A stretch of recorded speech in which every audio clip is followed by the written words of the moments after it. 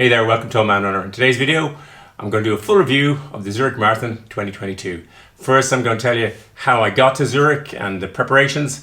Then I'm going to go through the course and the race itself. Then I'm going to tell you how I got on, my performance, and then I'm going to talk about the kit I used and how it performed. And there'll be channel markers down below so you can skip through to the bits that may be of interest to you.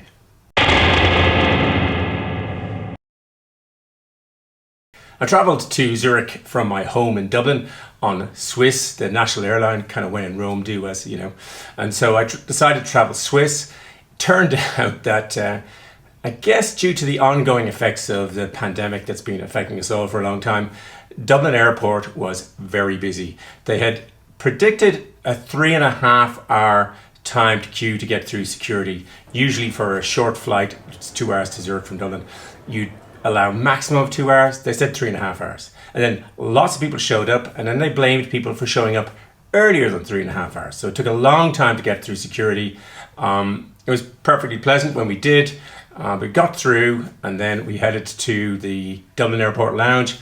Wasn't great in Terminal 1. It was pretty average sort of lounge. Hung around, got onto the Swiss flight. The flight itself was great. The service was, they achieved that really great balance of not too much, not too little, just the right amount.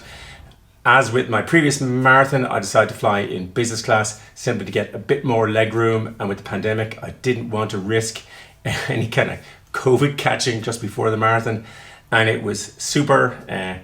Took off from Dublin, beautifully see all the green fields. And in Dublin, we took off to the west. We were flying over to the east. So flew over Dublin Bay. It's beautiful. I looked down on all the areas that I run regularly through, and then across Wales and across England, across the Channel and down to Zurich, where we landed, where it was surprisingly wet. So we landed in a wet Zurich. We headed out on a bus into the terminal, and then public transport in Zurich is fantastic. I've been here once before, trains and trams. We got a train and a tram to the hotel.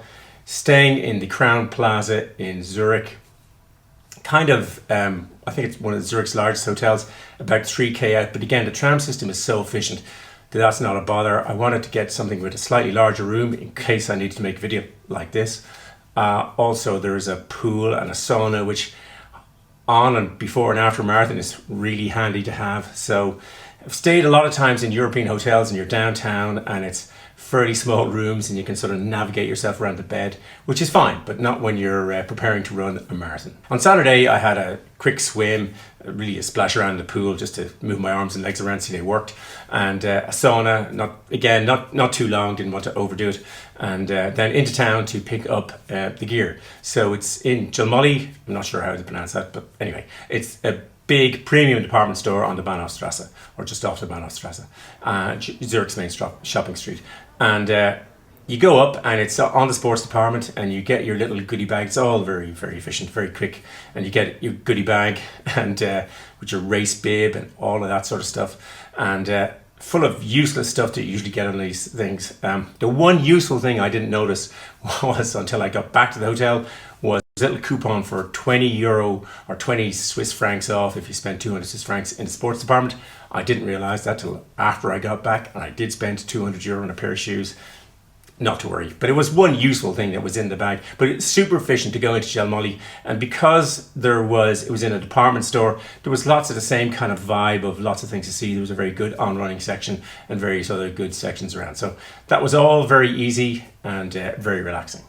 The marathon starts at 8:15 in the morning. So the last couple of marathons I did were in the United States, and flying from Ireland, you're then waking up super early, and that was really great for the morning of a marathon, plenty of time to prepare. So here it was Zurich's an hour ahead of Dublin, so had the slight time adjustment. I got up at 5 o'clock for the 8:15 start for the marathon. Again, the brilliance of the Swiss public transport system, and it's free on the day for marathon entrance, so you can just use your bib and travel into town. The routes and the ways of finding it all out are really good. I typically use a Move It app, but there's lots of apps you can use, and very easy to buy tickets and all that stuff. In all my time here, I think I'm here 5 days now, I haven't used anything other than the watch to buy anything. And all the kind of signs are in English. Everyone speaks English. I don't speak Swiss German. but very easy to work your way around, very easy to find your way to the route. It was cold on the morning. I was a bit worried. It had been predicting a -1, -2 with a high of 11 degrees all in centigrade. And that was slightly worrying, particularly as I was planning to run in a singlet. But the day before, it also promised this sort of frozen mix, 30% frozen mix, 50% frozen mix. I didn't know what frozen mix was. It sounded like a McFlurry falling from the sky, but it was cold. And so I was worried on the morning. I got up. I haven't used a bag drop before, but this time I decided I'd use a bag drop. I brought a sweatshirt that I could have, was going to put into recycling. But I brought it with me, put it in the bag. The bag drop was super easy to use. So very close to the end of the tram stop, I just followed everybody off, and you go to the start. There's a little tag that comes when you get your race bib, and you put it around the bag and dropped it in. Really handy. There was no queuing. Loads of portable toilets, lots and lots and lots and lots of portable toilets. So no issues there. And indeed, they had these ones which are urinals that basically everyone's standing out in the open. I mean, everyone can see you as you go into these sort of pods that are urinals. Really easy. None of the queuing that there was in Chicago. Very easy to do that. The bag drop, and then you go about 1,500 meters along the lake. The lake is beautiful. I'll show a panorama I took the day before of the lake. And then on the morning, I wandered up. Very easy, as they say themselves. You get to relax your muscles and all that in 1,500 meters up. I love the route of the Zürich Marathon. The run starts in the middle on the bridge where the Limmat River meets the Lake Zurich. The Limmat goes ultimately to the Rhine and to the North Sea.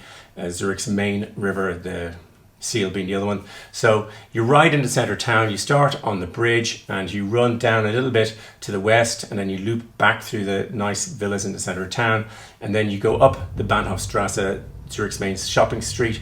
You loop around there, and then you go down the western side of the lake a bit through what will ultimately be the finish, and then you go back again to the centre, and then you go about 18k or so down to the side of the lake on the eastern side. It's a lovely long route. You then turn around. There's a lovely little, I like hills, there's a lovely little kicker of a hill just at the turn, and then you turn and you work your way back. And it's always nice, it's positive. You're running back towards the town, then again you do another loop around the Bahnhofstrasse and the centre of Zurich, and then down and finish on the western side of the lake. It's a very beautiful run. It's the kind of run that you'd like to do just for the sake of running it. Felt a really nice run. It's almost completely flat apart from the kicker at the turn at Mylin, and also a little bit in between, but not much, and there's very little wind on the day we were running it. The weather was my big worry. I had thought that it would be very cold for sleeves, but that's not exactly how it turned out to be. You can see pictures here of me lining up on the start, and I'm the only person in the pen that I could see, or maybe one other guy, in a singlet. So that was a bit of a worry, but it proved not to be the case. Actually, the weather was cold to start off with, but when you run around, I knew once I was running it'd be fine. It was more the bit in the pen, but that wasn't a problem. I was okay. I had the singlets on, and so yeah, the course is a really nice course. So how'd I get on? Well, not as well as I would have liked. My kind of plan was, I had done my previous personal best was 3 minutes 53:10. I thought I'd trained better, or might have gone a bit better than that. I had no particular goal, other than probably to finish in less than 4 hours. I'm doing Berlin at the end of the year in September, so I was going to try and go all out in Berlin. Here in Zurich, I'm trying to figure out a lot of stuff to do with James Joyce, and so I wasn't particularly bothered with the time. I just wanted to kind of run well, and I wanted to find out a couple of things about the running, and I did, and as always, the hard way, and I found out some uncomfortable truths. So I suppose we started off, and it's lovely. So you head off. The track is, well, it's on public road. It's not really a track, but it's quite narrow. It's narrow. The field is quite narrow. But that was fine, and we headed down. First of all, we went down past the Bellevue and the Opera and all that sort of stuff, and we went down the western side, the eastern side of the lake. It was really nice, and then you double back through some of the villas, and you come back into town and up the Bahnhofstrasse. Now, at that point in time, in Arizona, I'd headed out at 5:20 and kept it going till about Kilometer 27 is always where it starts to slow down for me. I just seem to imperceptibly slow down. And about kilometer 35 is when it starts to go sort of pear-shaped, when it's really tough. So this time I was hoping to keep going at about 5:20 or thereabouts for maybe longer than kilometer 27. That was what I was trying to do, and then see what would happen. So that was my plan. And early on in the race, I saw two guys running on with the flags that said 3 hours 45. And I thought, well, look, I'll stick with these guys for a while, see how long I can follow along this. And that was going fine. It meant I didn't have to concentrate on looking at my watch or anything. I just follow these people. And there was a lot of people sort of following this group. So I followed along for a while and I felt comfortable and went in around the Bahnhofstrasse, and then you go down the western side of the lake and then you loop back around to the finish line and then back through along the lake shore where the Lake Zurich meets the Limmat. It was really lovely, a very, very enjoyable run actually. And that's where all the crowds are. So all the crowds are gathered around there. And then we went down, and so you're then heading out of town, and I knew I was turning around at roughly kilometer 25. So I that was going okay. I felt okay. I ate well. There's plenty of stops for water and all that. I'll talk about nutrition separately, but there was plenty of stops for that. It was the crowd's lovely. I learnt the I guess the Swiss German. Everyone kept shouting hop hop hop hop hop. So again, I don't know what it means, go, or anyway, it was nice. People kept shouting that. On your bib was your name, and as I came to about kilometer 24, there was two kids and they were holding their hands out to tap their hands, and so I did that, and they said, hey, go Barry, and that was all kind of cool, or hop Barry or whatever. And that was really nice. He gave you a bit of lift. And then we turned at Mile, and there's a little kicker of a hill, which I really loved. I really loved turning around there. And you get that boost of optimism as you're heading back towards town. And then I was going along, and I heard the kids. I was on the other side of the road and to the other side, but I heard them shouting my name again. That was great. And that was the last of the good bits. At that point in time, I kind of felt like if there was a toilet, I'd stop, but actually I was fine. It's just a slight moment of that, but I kept on. But I started to slow down. I was trying hard to keep going at kilometer 27, and I was just grinding to a halt. I don't know what happened, but I was just slowing down and down and down. I thought coming into Zurich I'd get the kick of coming back into the town and the buzz of the people, but I didn't get any of that. I felt it. I mean, it was a real struggle coming up the Bahnhofstrasse the second time. I know that in advance I had got this James Joyce poem, thinking of how difficult it is getting older, but I didn't really intend to be feeling that way, but I did. And then I came around and I was really feeling it. And then for some reason I thought, I knew I wasn't going to break my personal best. I knew I was going to get in under 4 hours. And somehow or other, when I turned around to the last 100 meters, because your name is on the bib, I could hear them announcing Barry from Ireland, blah, blah, blah, blah. Somehow or other, I got this massive sort of second wind, and I sprinted down through, and I was shocked at how exhausted I was before and how I managed to pick up. I was really flying right to the finish line, and that was the only bit of true enjoyment in the marathon. But look, it came at the end. I slogged it out. I didn't give up. I didn't walk. I didn't cry in pain. I just got on with it. Let's talk a little bit about the equipment. Well, before the equipment, just a couple of things. I wore some lip balm, which was a good idea. I always do that. Some Carmex is my favorite. I put on the Gold Bond friction defense on the old nipples and the groin. That was really good. It worked flawlessly. I also put some Voltarol gel, which is like an ibuprofen gel. I put a little bit of that on my knees. That worked out pretty well, and no pain there. And yeah, so there are the kind of things that I applied, and then my kit. So the first thing was the hat. So I wore this, the Under Armour cap. It was fantastic. I put it on, and I forgot all about it. I didn't give it a moment's thought. Well, a couple of times I saw other people in hats, and you're looking around, but it was perfect, flawless. Then I had these Soar arm sleeves. I can still see the sweat marks on them. I wore the singlet and arm sleeves, and I was the only person in my pen, as I may have said, in a singlet. I did see a guy running when I was on my way back, and he was wearing only shorts. And by only shorts, I mean only shorts. Maybe they were longers, but he had no socks and no shoes, and he had no top. So bless him. But I was wearing these arm sleeves. They were perfect. They were really comfortable, and it turned out to be a really good thing to do. I also then had the Soar singlet. It's my third marathon wearing a Soar singlet. It was really super. It felt fantastic the whole way. You start off and you think, I'm the only dude in a singlet. But actually, I kind of overheated in part. I was quite warm. I thought of taking off the arm sleeves several times, but I would have had to stash them, which I could have done. But this was perfect. And I noticed afterwards, even though I think it was 1 degree centigrade when we started, I had marks from the sun. I didn't wear any sun cream because I just thought it was going to be so cold. But actually, you could see where, I mean, in a mild way, where I had got sun on the singlet lines, you could see. So I think I'm always going to wear sun cream in every single marathon, even if it's in the North Pole after that.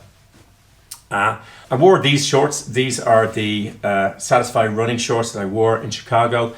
They were really good with one exception. You slot the phone down in the back. I mean, I run with the phone. You slot the phone down the back, and when I finished, I noticed some chafing there. I got a bit of a red rash. I could have got over that with some Gold Bond friction defense or maybe smaller phone. They weren't a problem whatsoever in Chicago, but that was the only problem. They were nice to run along in. There's a zip pack at the back. I could put stuff in, dude wipes in this case, that I didn't need to use. And there's pouches on the side, so I could put gels in, and they were very comfortable, apart from that one chafing issue, and they're very nicely ventilated. So I was very pleased with the shorts. The socks, I used the On Running mid sock. It's the same sock, albeit a different color, I used in Buckeye, and also I used it in Chicago, and flawless. I mean, fantastic. Hard to believe these are XXL, but anyway, they are. Yeah, they were really flawless. I didn't go for the low ones because I was afraid of a bit of chafing. I decided I would run in the hometown shoe, the On Running Cloud Boom Echo. It's a shoe I found really fast, over a kilometer.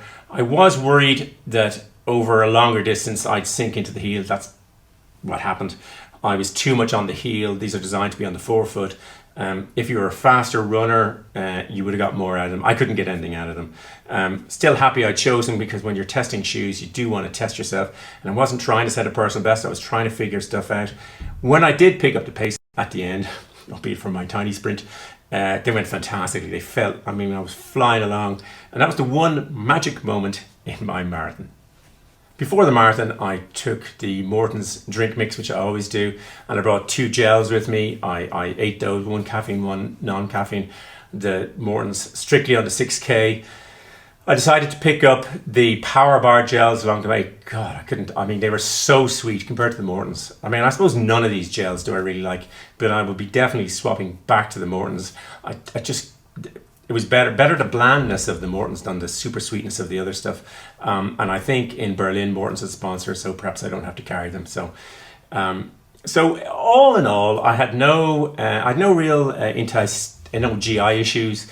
No, I didn't need dude wipes. Everything went well. I just didn't run as fast as I would like. You get a beautiful finisher's medal. I really like the finisher's medal. And so you get that at the end, and you also get this really, really nice t-shirt. I mean, it's the letters aren't printed on, they're sort of stuck on there. They're cut out and stuck on. It's really, really nice. I kind of came back and I thought, yeah, it's kind of worth running the marathon for. So what happened to overall my performance? Well, I think what happened was that I probably ran too many marathons in quick succession. I did 3 last year. This is my second one this year. We're only in early April. There's a nice big break before I do Berlin. So I think that was one thing. I just ran a lot in succession. And I think that was probably one of them. The other thing is the performance. I was quick at the end, and in training, I was able to go quite fast. And the speed was kind of there, but not the stamina. I think I probably hadn't got enough long runs in me, perhaps, or maybe I had too many sort of just cumulative running, but not enough quality long runs. So I think that was something. It's also the problem that I'm an optimist, I suppose. They talk about insanity being, doing the same thing over and over and expecting a different result. And I always go out too fast, and I always slow down. And every time you go out, you think, I know I'm going to be okay this time. I'm going to keep at this. So I think next time I'm going to have a new plan for Berlin. I haven't figured it out yet. it's that kind of, being the optimist, the glass is always half full, the pessimist, the glass is always half empty. But, to the engineer, the glass is twice as big as it needs to be. And something in the twice as big as it needs to be got me this time. So, onwards to Berlin. I hope you enjoyed this video and found it useful. If you did, it'd be great if you hit the like button. As always, there'll be lots of stuff down in the descriptions below, and I'll happily answer any questions that you put into the comments. There'll be a big blue subscribe button popping up there, and some related videos there. Thanks for watching. Until the next video, just keep running along.